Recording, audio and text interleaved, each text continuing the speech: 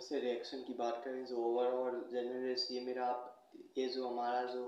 ये जो हमारा प्रोग्राम है इसका हिस्सा बन गया है कि सबसे आखिरी में हम जो जर्नलिस्ट की जानिब से सीनियर पॉलिटिक्स के जानिब से जो रद्द अमल आता है, जो वो लोग तकरीरें करते हैं, स्पीच करते हैं, प्रोग्राम्स जर्नलिस्ट करते हैं, उनका जो रद्द अमल होता है वो मैं आपको अपने से दूंगा। उनके हम बयानात पढ़ेंगे, उसके बाद हम रद्द अमल देंगे। ये मेरे प्रोग्राम का हिस्सा बन गया। सबसे आखिरी में हम इस पर बात करेंगे। अगर हम सबसे पहले बात करें राना सनाउल्लाह क्या कह रहे हैं? जब भी हम मुज़ाकरात की बात करने का कहते हैं तो आगे से हमें गालियाँ देते हैं। ये राना सनाउल्लाह ने टीवी बैठ के इंटरव्यू में कहा कि जब भी हम इमरान अहमद ख़ान या उसकी पार्टी से मुतालबात करते हैं कि आओ बैठें, अब डायलॉग के ज़रिए बातचीत करते हैं, सब मामले को ख़त्म करते हैं, तो हमें आगे से गालियाँ पड़ती हैं। तो तुम लोगों को गालियाँ क्यों पड़े? तुम लोगों को गालियाँ पड़नी चाहिए। तुम लोगों ने इस मुल्क का तबाह करके तुम लोग चाहते हो कि तुम लोग डायलॉग से बात करके तुम लोग बच जाओ।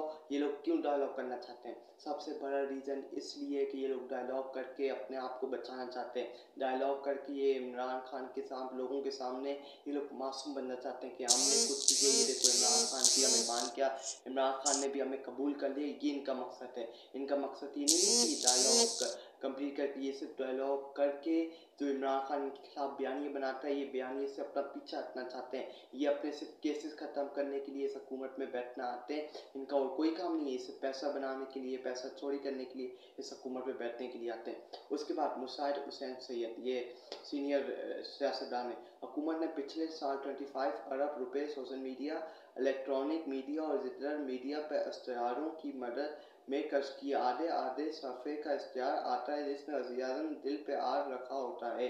ये सही कह रहे हैं मुसाहिद हुसैन सैयद की हुकूमत ने पिछले साल 25 अरब कोई छोटी सी नहीं, कोई छोटा सा माल नहीं है। 25 अरब रुपया इन्होंने इलेक्ट्रॉनिक मीडिया, डिजिटल मीडिया, इश्तिहारों पे उन्होंने चिपका दिए। सिर्फ अपने आप को मशहूर करने के लिए, सिर्फ अपने आप को बदनामी से बचाने के लिए इन्होंने 25 अरब पिछले साल इन्होंने लगा दिया इस मीडिया पे स्पेंड कर दिया। अगर यही 25 अरब रुपया ये पाकिस्तान के ऊपर खर्च करते हैं, इन्होंने सिर्फ अपनी इज्जत बचाने के लिए इन्होंने 25 अरब डॉलर, और इनको पूरा सपोर्ट मिलती है, इनको फुल सपोर्ट मिलती है कि तुम्हें कोई नहीं रोक सकता, तुम लोगों ने जो करना है करो, जितने पैसे उड़ाने उड़ाओ, इनकी कोई पाबंदी नहीं है। इनको पाबंदी कौन लगाएगा? उसके बाद नजम सेठी, पार्लियामेंट हाउस के बाहर एहतजाज हो सकता है, इलेक्शन कमीशन के बाहर एहतजाज हो सकता है, तो GHQ के बाहर एहतजाज क्यों नहीं हो सकता? कोई कानून GHQ के बाहर एहतजाज से नहीं रोकता। ये बात नजम सेठी ने सही की है कि अगर पार्लियामेंट हाउस के बाहर धरना हो सकता है, इलेक्शन कमीशन के बाहर धरना हो सकता है, तो GHQ के बाहर क्यों नहीं धरना हो सकता? कानून ने तो इसमें कोई नहीं कहा कि GHQ के बगैर बाहर आप धरना नहीं दे सकते। इन्होंने सही अल्फाज डाले जो इन्होंने 9 मई का बयानिया बना के रखा है कि उन्होंने ये हमला किया, उन्होंने वो हमला किया, जिन्होंने सुप्रीम कोर्ट ऑफ पाकिस्तान के सबसे बड़े अदारे पे हमला किया, मुस्लिम लीग नून का, उसका कोई आज तक हिसाब किताब नहीं हुआ। बस इनको 9 मई एक बयानिया, 9 मई एक सियासत के लिए, इनको अपनी सियासत के लिए इस्तेमाल करना था। उसके बाद आमिर मीर का बड़ा इंतखाब। राना सनाउल्लाह और अत्तातारा भी बलूचिस्तान के कातिल हैं। इन्होंने मुझसे लिस्ट मांगी और कहा कि हम इन बलोचियों को रिहा कर देंगे। जब मैंने बलोचियों की लिस्ट दी तो इन्होंने एक एक को निकाल के मारना शुरू कर दिया। ये आमिर मीर ने एक एलिगेशन लगाया है कि राना सनाउल्लाह और अत्तातारा ने मुझसे लिस्ट मांगी। जब मैंने कहा कि इन बलोचियों को रिहा करो तो उन्होंने कहा कि कौन सी लिस्ट है, हमें दो, हम रिहा करें।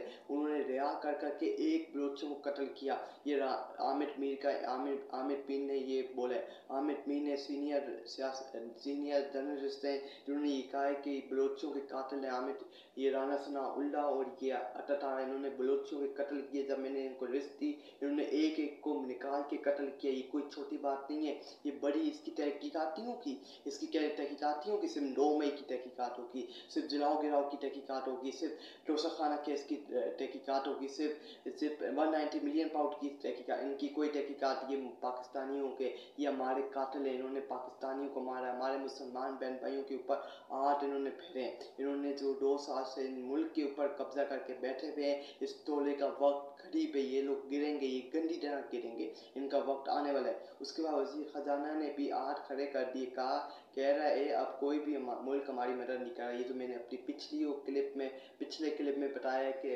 वज़ीर ख़जाना ने भी अपने हाथ खड़े कर दिए। आके उन्होंने टीवी पे कहा कि कोई मुल्क हमें कर्जा देने के लिए तैयार नहीं है, कोई मुल्क हमारी मदद करने के लिए तैयार नहीं है। उन्होंने सब मुल्कों ने अपने हाथ खड़े कर दिए।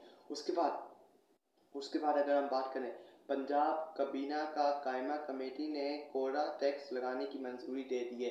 ये जो मैंने अपने पिछले क्लिप में बात की है कि पंजाब हुकूमत ने, मरियम नवाज़ के टोले ने, मुस्लिम लीग नून की हुकूमत ने, पंजाब हुकूमत ने कोरे टैक्स पे भी कोरा टैक्स लगाने की मंजूरी दे दी है। ये इनका हाल है। इन्होंने कौन सी चीज़ पे टैक्स नहीं लगाया? मुझे आप और चीज़ बता दें इन्होंने जिस पे टैक्स नहीं लगाया। इन्होंने सबको नहीं छोड़ा, किसी चीज़ को माफ़ नहीं किया, सब पे टैक्स लगा के छोड़ दिया। और इस गरीब आवाम को ये दवा के साथ लगाने में, लोगों का कत्लेआम करने में ये लोग सरेआम है। इन्होंने बस लोगों को पकड़ना है। आज इन्होंने सब पर्दे पार कर दिए। ये यजीद का टोला बैठ के इस मुल्क को तबाह कर रहा है और कुछ ही कर रहा है। ये मुल्क को सही नहीं कर रहा है, ये मुल्क को तबाह और बर्बाद कर रहा है। ये टोला बैठ के इस वक्त मुल्क के ऊपर टोला ये बैठ के इस मुल्क को तबाह कर रहा है, इस मुल्क को सही रास्ते पे लेके नहीं जा रहा है, इस मुल्क को तबाह और बर्बाद करने में लगा हुआ है। ये ऐसे सही नहीं होगा कि आप सब चीज़ों पे टैक्स लगा के, गरीब आवाम पे टैक्स का बोझ डाल के, जालिमाना टैक्स का बोझ डाल के आप इस मुल्क को सही कर देंगे।